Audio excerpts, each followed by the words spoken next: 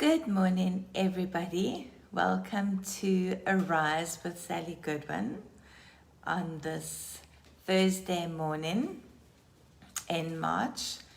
Can you believe it's already March? I have, as you can see, I've changed where I was sitting. I thought maybe a little bit of a change would be a good idea. And sometimes you just get tired of doing the same thing.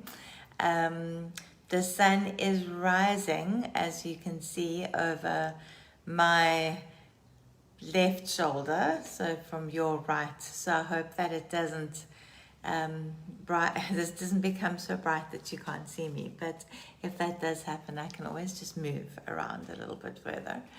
But welcome everybody to this morning to Arise with Sally Goodwin on this 17th day of March.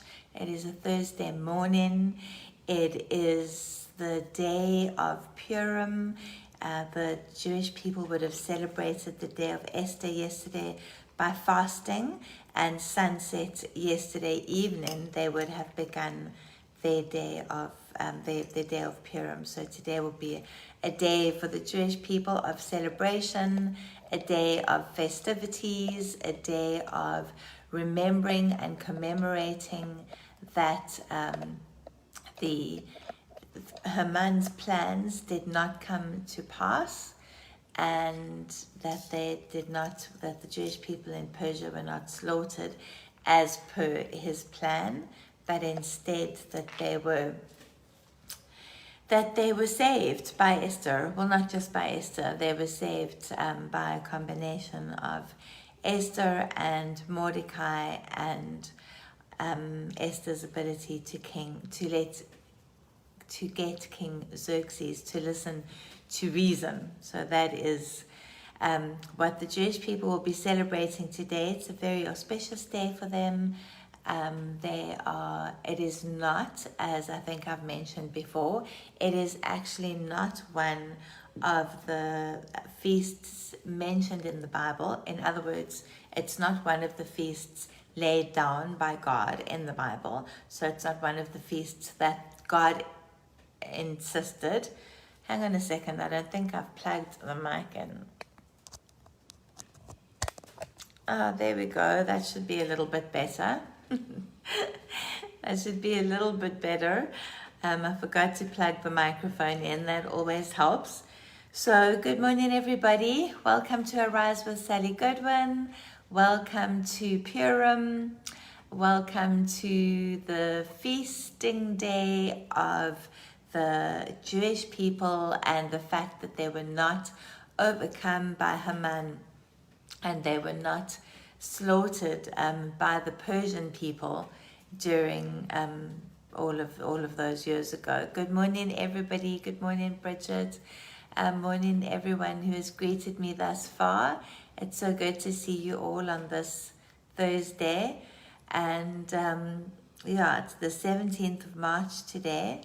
And tomorrow, my youngest son turns 21 tomorrow.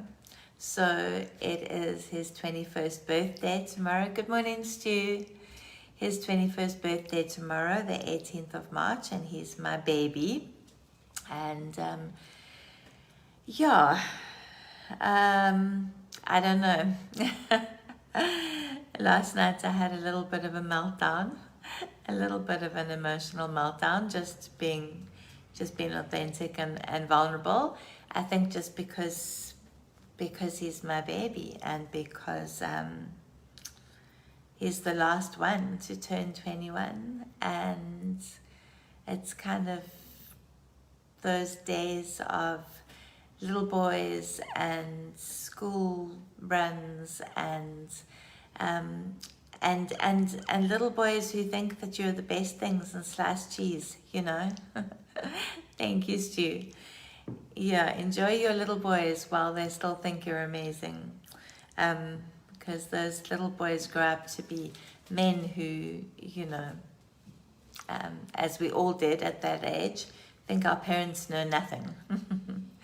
So yeah, it was just quite it's just feels like quite an emotional moment for me. Good morning, Elise. Lovely to see you this morning. It feels like quite an emotional moment for me, just in having him turning 21 and so the last of my babies, they still, two of them still live at home, but they, they live their own lives. They come and go as they please pretty much because they're adults now. They do their thing. So I'm just thinking that maybe this move wasn't such a good move in terms of the light, but we've just got something else going on in the place that I normally do my recording. So every now and again I have to make another plan. Okay, so good morning everybody once again. I'm sorry, I know that I seem to say good morning 25,000 times in the morning, but different people jump on and then different people wish me, and and I want to say good morning and hello to everybody and welcome to a beautiful day. And so today is a very special day, being Purim, and being the celebration of the fact that Haman did not manage to see the Israelites slaughtered. You do know, well, we all know, that the spirits of the Agagites, we don't fight flesh and blood, we fight powers and principalities. The spirit of the Agagites. Good morning, good morning, good morning, Renilwe. I hope I said that correctly this time. Renilwe. I have been practicing saying Renilwe's name. We have been messaging backwards and forwards because I'm determined to be able to greet her in the way her name was supposed to be said. And so she's been trying to teach me over Facebook Messenger how to say her name correctly. And then another beautiful friend of mine, Sipakazi, who has then, I spoke to her about it as well, and she was like, it's Rene, and then you somehow roll the Lue together, so it's Rene Lue. So I'm hoping that as I say it more and more and more, I'll get it correct. But yeah, so there is still the spirit of the Agagites operational on the earth, as we can tell, and it's not only the spirit of the Agagites, but it is the spirit, but it's definitely the Agagites are one of the spirits operating on the earth, still trying to take out the Israelites. Yes, the sun is shining through the window, Bridget. I hope it's not too distracting.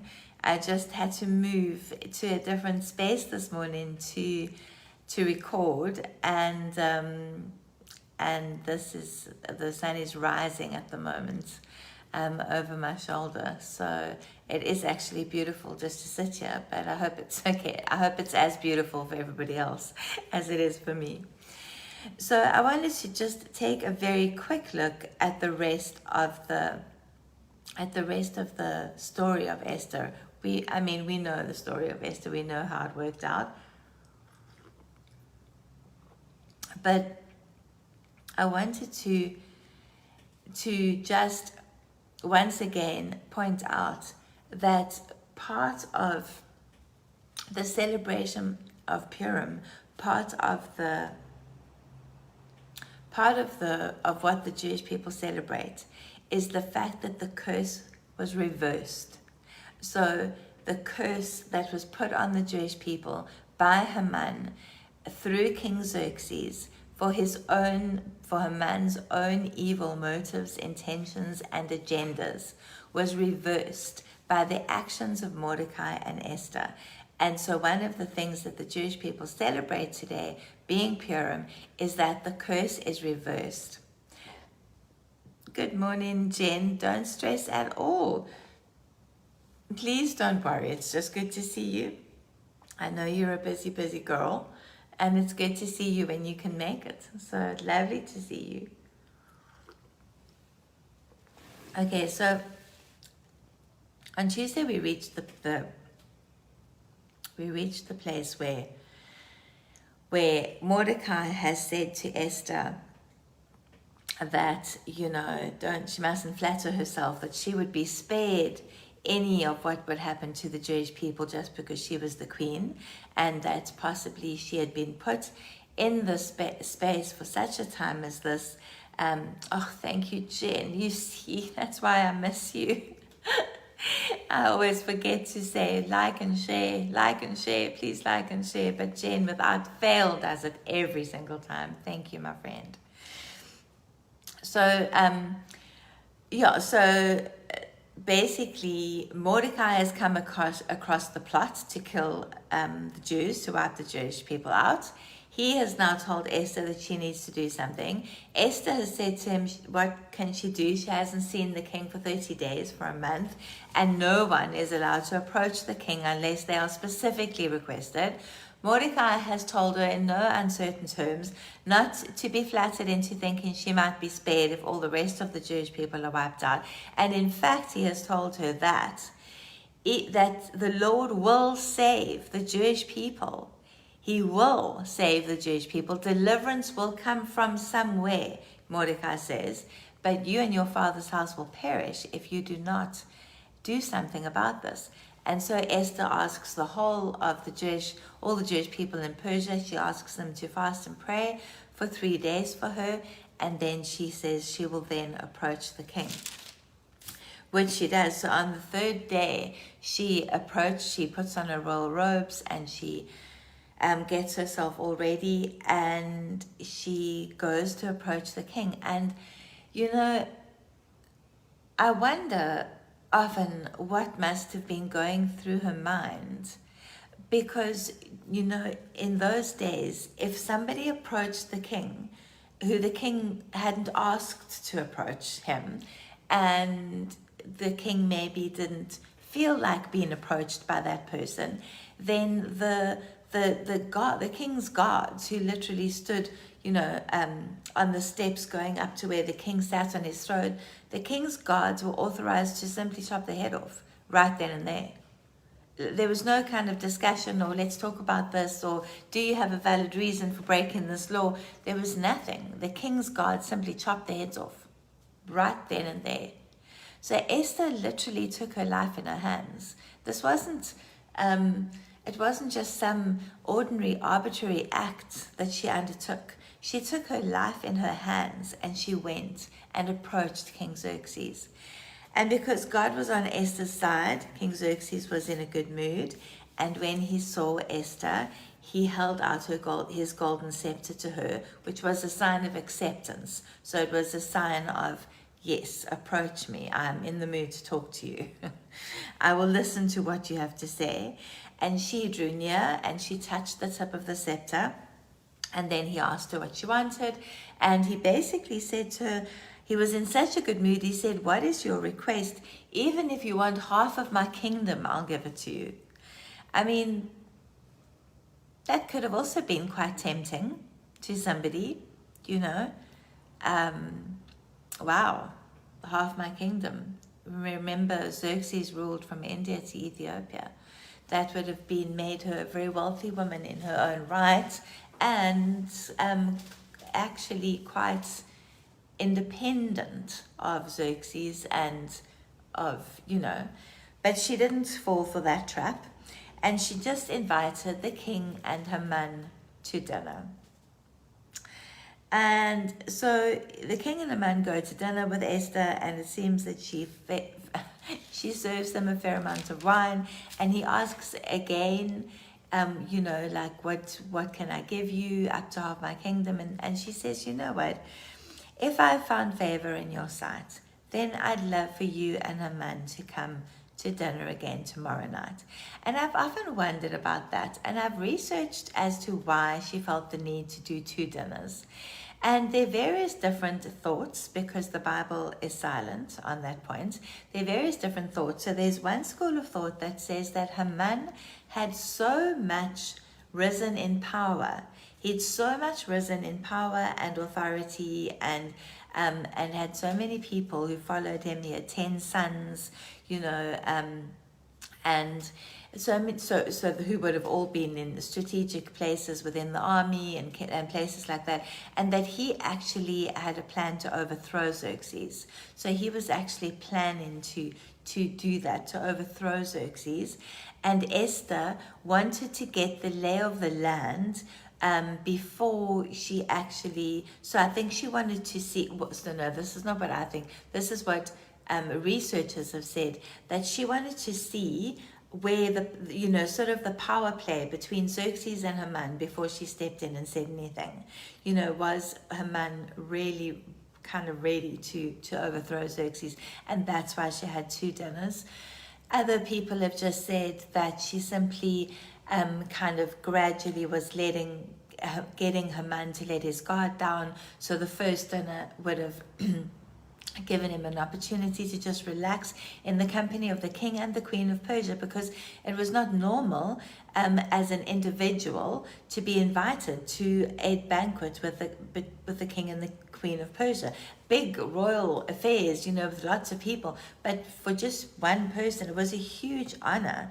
So other researchers have said that it was that she was getting him to lower his guard, that he was just getting him to get used to, or to allowing him to feel like he had this very special place here in the company of the king and the queen of Persia. And anyway, so Haman's very thrilled by being invited to this dinner, very thrilled, but when he goes back home, he remembers again that Mordecai doesn't bow to him. And so he's so upset by the fact that Mordecai won't bow to him that he spends like a whole entire evening talking to his sons and his wife about the fact that Mordecai won't bow to him. In fact, so basically what I'm trying to say is this: he has just had dinner with the king and queen of Persia. One individual, one person has just had dinner with the king and the queen of Persia. He has this rank, this high rank. He has this favor, this perceived favor over the whole of Persia, from India to Ethiopia. And yet, one man will not bow to him, and that he cannot stand that. And why is that? Because of the spirit of the Agagite, because he was an Agagite, because Mordecai was a Jew. And isn't that the case the world around? When you look at the world map and you see Israel, this little strip of land that the whole entire world cannot agree on, this little strip of land, and you see that the spirits of the Agagites and the Canaanites and all of those other ites are still at work in the land of Israel, still wanting to take them out no matter what. Haman had spent this royal evening with the royal couple, being wined and dined and probably having his ego stroked and made to feel like the most important person in the kingdom, and yet he could not get past his hatred for this one Jewish man. It sounds like such a familiar story in the world today. He had everything. Mordecai had very little, but he couldn't get past his hatred. So his sons and his wife suggest that he have an enormous gallows built, and he hangs Mordecai on the gallows. But the night that Haman is thinking of this nefarious plot to hang Mordecai, the king can't sleep. And so in order to help him sleep, he gets one of his servants to bring him the book of Chronicles and read to him from the book of Chronicles until he falls asleep. So we all know the kind of information in those kinds of books that make it difficult for us to stay awake. So the servant reads to him from the book of Chronicles, but before he falls asleep, he is reminded of the fact that Mordecai saved him from the 2 soldiers who were going to kill him. And then he says to the servant, but was anything done to celebrate this man that actually saved my life and that I'd completely forgotten about, and he has saved my life? And they said, no, nothing has been done yet. So what does the king do? The next day, he calls his trusted servant Haman, the one that he trusts above everybody else. He's now the highest place in the kingdom. And he says to him, if there were a person who had done an enormous deed, an incredible deed, and they deserve to be rewarded, how would you reward them? Now, King Xerxes he's actually seeking advice from Haman. He's genuinely seeking advice from Haman. Haman, however, in his egotistical state of mind, thinks it must be him. So he comes up with this most incredible thing of putting him on the king's horse and being led through the town, calling all things, and I can't remember the exact words. What did he say? Let royal apparel be brought, which the king has worn. So put the king's clothes on the man. Put the man on the king's horse. Put the royal crown on his head. Let him array the man whom the king delights to honor, and conduct him on horseback through the open square of the city, and proclaim before him, thus shall it be done to the man whom the king delights to honor. What does Haman say? He says to him, if you want to honor this man, put him on, let him wear your clothes. Now you need to understand, in those days, in the not so much in the Persian culture, but in the Hebrew culture, if you exchanged clothing with someone, that was a covenant you entered into. If you took your cloak off, that's why when you read about the covenant between Jonathan and David, they exchanged.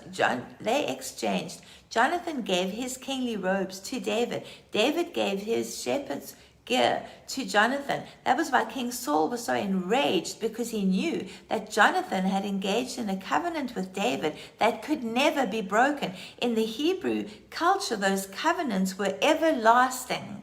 And basically they said, I am you and you are me. That is how close our bond is. I am bonded to you and you are bonded to me. And so that wasn't what it was like in the Persian culture. But Mordecai was a Jew. God knew exactly what he was doing. What the king was doing was he was covenanting with Mordecai by letting Mordecai be arrayed in his own clothes, be ridden around on his own horse, and saying those things. He was actually covenanting with Mordecai without Mordecai even realizing that. And so we know from that point in the story that God is going to win in the end, that the Jewish people will be saved because of that point. The king didn't even know what he was doing. Haman didn't know what he was suggesting. Haman was hoping people would see him as the king. They would see him as this highly favored man. They would see him as and if he was going to overthrow the king, then that would have been a good time to do it. But the king turned it around completely and said, let everything be done exactly as you have said, but to Mordecai. And Haman had to go and do that. He had to go and do all of those things that he himself had suggested, that he thought were for himself. He had to go and do them to Mordecai. And thus his hatred grew. So then, Queen Esther invites Haman and the king back for another little dinner. And according to Jewish stories and research, they were plied with food and wine. Very rich food in the palace. It would have been very rich food. So very rich food and wine. They were plied with it. So they would have been, probably well under the influence.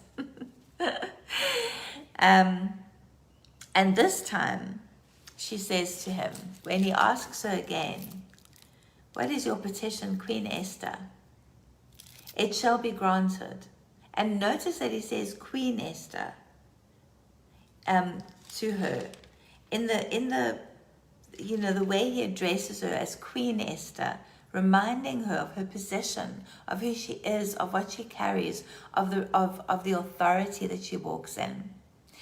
And he says, what is your petition, Queen Esther? It shall be granted. And what is your request? Even to the half of the kingdom it shall be performed. That's what he says. And then she says, if I have found favor in your sight, O king, and if it pleases the king, let my life be given me at my petition, and my people at my request. So she says to him, spare my life. He has no idea that this plan is, he doesn't know she's Jewish. He knows the plan is in motion, or he knows that Haman has come up with this plan, but he doesn't know Esther is Jewish. So she says, spare my life. For we are sold, I and my people, to be destroyed, slain, and wiped out of existence. But if we had been sold for bondmen and bondwomen, I would have held my tongue, for our affliction is not to be compared with the damage this will do to the king. She's saying, if we were just going to be sold into slavery, I wouldn't have said anything. I would have just allowed that to happen. But we are being killed, which is not going to be good for you, is basically what she's saying. This is not going to reflect well on the king. And he says, who is he and who dares he do this, And so she says, and then she says, Haman, an adversary and an enemy, even this wicked Haman. And the king, who was not known, he was not known for long suffering or anything like that. He had a very short temper, King Xerxes. He was known for his very short temper. He's so enraged by what she's told him that he storms out, obviously to get a breath of fresh air or something. I don't know. He storms out to get a breath of fresh air, to get some think all of this through, what is actually happening, what's going on. This is a man, this is his trusted lieutenant, etc., etc. He storms out of there. And Haman, in the meantime, now is wanting to throw himself at Esther's mercy, but he's obviously had a lot to drink. He wants to throw himself at Esther's mercy with all that he's had to drink. And so he falls at her feet, but he obviously, as he falls at her feet, he falls on her. He's touching her. He's on her. He's falling upon the couch where Esther was, and it obviously didn't look very good, because when Xerxes comes back into the room after taking his breath of fresh air and deciding obviously what he's going to do, he says, will he even forcibly assault the queen in my presence, in my own palace? And with that, the servants covered Haman's face, and that meant you're done.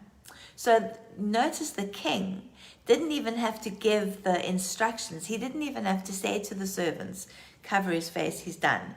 When the servants saw, they would have all been standing around. When they saw what happened, they saw Xerxes go outside to get a breath of fresh air. They saw Haman fall in front of Esther to beg for her forgiveness. They saw Xerxes come back in and say, would he even seek to forcibly assault the queen in my presence? And with that, the servants covered his head, and he was done. He was finished. He would have known he was finished. Esther would have known he was finished. Xerxes would have known he was finished. So that's the end of Haman. They hang Haman on the same gallows that he basically had prepared for Mordecai. And that, because I was giving somebody a word the other day about vindication. That, my friends, is vindication. That is when you have been accused incorrectly, when you have been treated unfairly, when you have been in a situation where someone has done, things have been done badly to you, it's been unjustified, etc., etc. And God turns the situation around where you come out on top. That is vindication. And we are in a season of vindication with Purim. Anyway, the fact remains, though, that the decree that was sent out by the king for the slaughter of the Jewish people is still in place, and the king himself cannot reverse it. Good morning, Jen. The king himself cannot reverse it. Once the decree has been made and it has been sealed by the king's seal, he cannot reverse it. So whether he likes it or not, it's going to go ahead. Haman has been dealt with, but Haman and all his 10 sons, his whole family basically, but that is not the end of it. That's not the end of what's going on. The edict is still in place. And so the queen goes yet again to the king. He must be used to her popping up unannounced by now. And it says that she falls at his feet and seeks him seeks with tears, to say to him, because so now Haman's taken Mordecai and rewarded Mordecai by making, Xerxes has taken Mordecai and rewarded Mordecai by making Mordecai in Haman's position. Okay. So this is awesome. This is amazing. This is a Jewish man in a high position in a very powerful kingdom. Still no way to prevent the slaughter of the Jews. And so Esther takes her life in her hands again for the second time and goes and approaches the king again in tears. And he holds out his golden scepter and she says, "Let it be written to reverse the letters devised by Haman, which he wrote to destroy the Jews who are all in all the king's provinces. For how can I endure to see the evil that shall come upon my people? Or how can I endure to see the destruction of my kindred?" Isn't that an amazing way to feel to be as a queen, particularly in the royal family in that time? In a world today where it feels like it's all just every man for himself. Where you get these few voices in the wilderness crying out about domestic abuse and gender-based violence and why women are being treated like this, or why this is happening here, or why this is happening there. But how often do you get somebody, particularly the ruler of a nation, stand up and say, "How can I endure to see the evil that has come upon my people? How can I endure to see the destruction of my kindred?" I mean, how many top people, leaders in government, in nations, could you say honestly, even think about what their kindred endure, unless it's for their own benefit? And then he says, listen, Haman's been hanged. Mordecai has the signet ring. You can write whatever you want to try and alleviate the situation, but something that has been sealed with the king's ring, no man can reverse. And then the king's scribes were called in the 3rd month, the month of Sivan, on the 23rd day of Sivan. It was written according to all that Mordecai commanded to the Jews, to the chief rulers and the governors and princes of the provinces from India to Ethiopia, to every people in their own language, and to the Jews according to their writing and according to their language. Do you notice the wording in the scripture there, where it says, to every people in their own language? Remember in the beginning, where it was like, you will write in the language of the husband of the house, and if the husband has a wife who does not understand his language, that's tough, she has to learn his language. Remember that verse? Remember that one? Well, here it says, to every people, doesn't distinguish between husbands and wives, men or women, in their own language, and to the Jews according to their writing and according to their language. And basically, what King Xerxes said is that the Jews could defend themselves. He couldn't prevent what would happen. He couldn't prevent the Persians, the people rising up against the Jewish people. He couldn't prevent that, but they were allowed to defend themselves. And the Jewish people, they were known to be able to defend themselves. They weren't sissies. So the king granted the Jews who were in every city to gather together and defend their lives, to destroy, to slay, and to wipe out any armed force that might attack them, their little ones and women, and to take the enemy's goods for spoil. And so a copy of that went out everywhere, that would happen on the 23rd of Sivan. And it went to every province. And it says in Esther chapter 8, verse 17, wherever the king's command and his decree came, the Jews had gladness and joy, a feast and a holiday, and many from among the peoples of the land submitted themselves to the Jewish rite and became Jews, for the fear of the Jews had fallen upon them.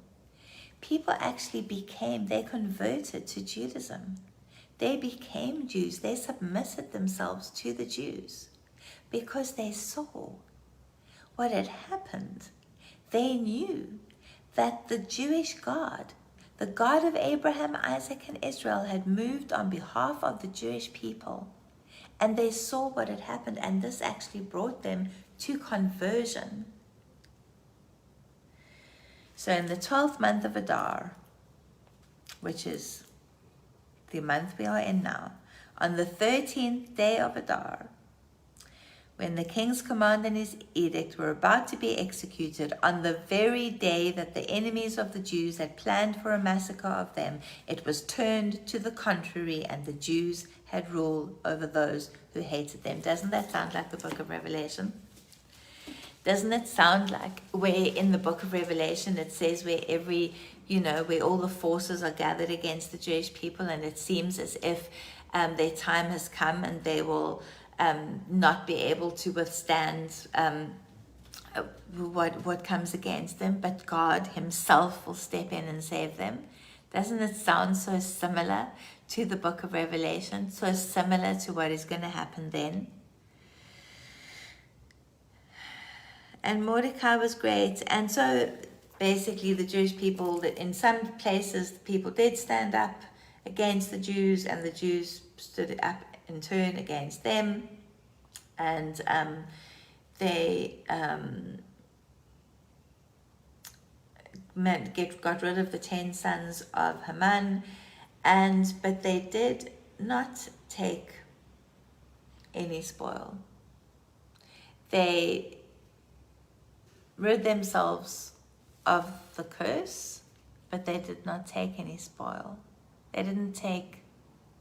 King Xerxes had said to them, whatever you need to do, you can do, and whatever spoil there is, take it. But they didn't. They just stood up for themselves. They just made sure that their families, what they had was protected. They didn't feel the need to take what the Persians had in order to, prove a point or anything like that. And so this was done on the 13th day of the month of Adar, and on the 14th day they rested and made it a day of feasting and gladness. Therefore the Jews of the villages who dwell in the unwalled towns make the 14th day of the month of Adar a day of gladness and feasting, a holiday, and a day for sending choice portions to one another. So a lot of people give to the poor today. On the day of Purim, they actually give to the poor. Because Haman, son of Hammedatha the Agagite, the enemy of all the Jews, had plotted against the Jews to destroy them, and had cast pur, that is the lot, to find a lucky day to crush and consume them. And it says there, the month which was as the days on which the Jews got rest from their enemies, and as the month which was turned for them from sorrow to gladness, and from mourning into a holiday, that they should make them days of feasting and gladness. Doesn't that also sound like that whole thing of he will turn your mourning into dancing, he will give you beauty from ashes, those things? Just the way that a story that could have gone so horribly, horribly wrong was actually prevented.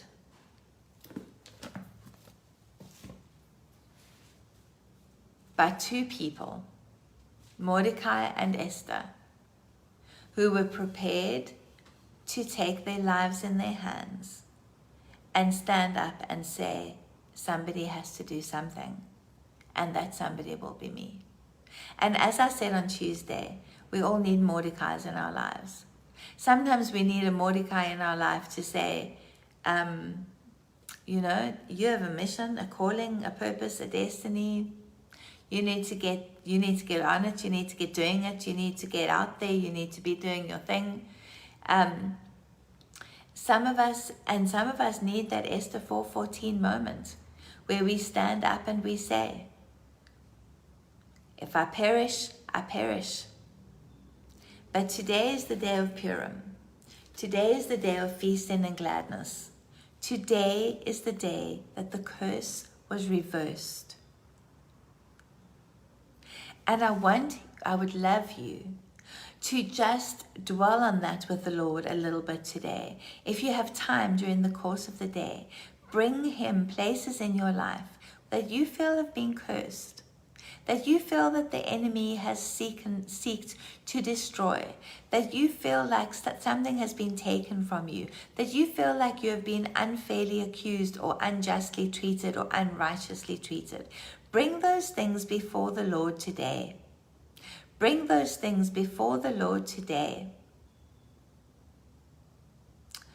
And ask Him to reverse the curse. Ask Him if there's anything you need to do, forgiveness, repentance, whatever it is that you need to do to reverse the curse. But ask Him to reverse the curse.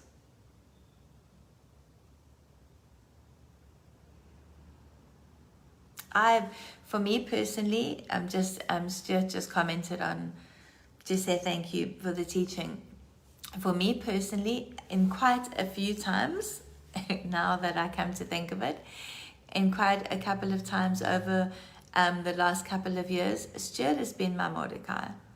There are places, there are exciting things coming that I'm not going to talk about now because they're not there yet, and I'll talk about when I'm ready to talk about. But there are exciting things coming, and it has been Stuart who has messaged me and said, Sally, it's time now.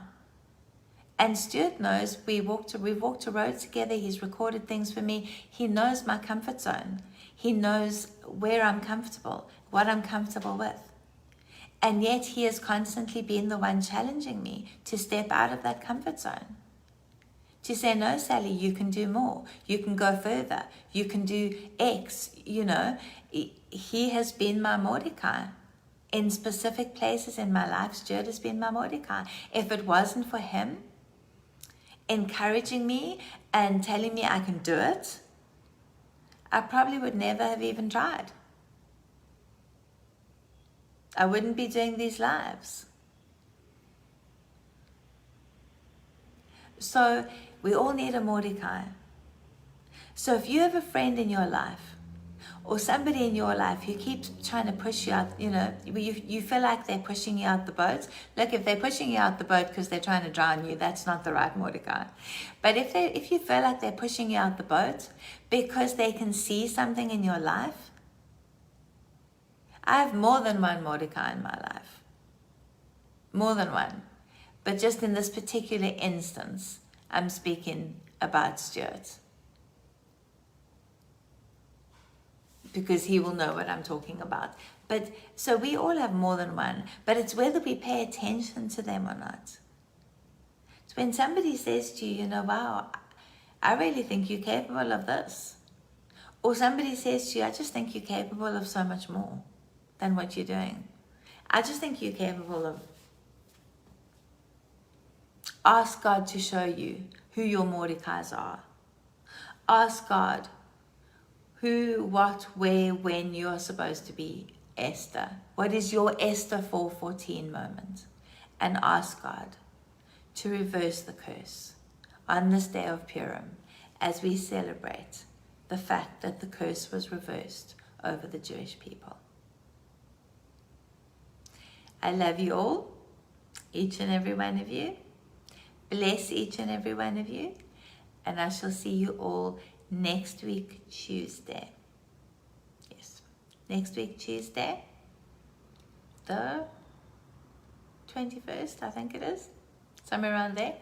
I will see you all next week, Tuesday. And I look forward to hearing that you found your Mordecai's, that your curses have been reversed, that God has showed up as He always does. Bless you all. Love you all. See you next week.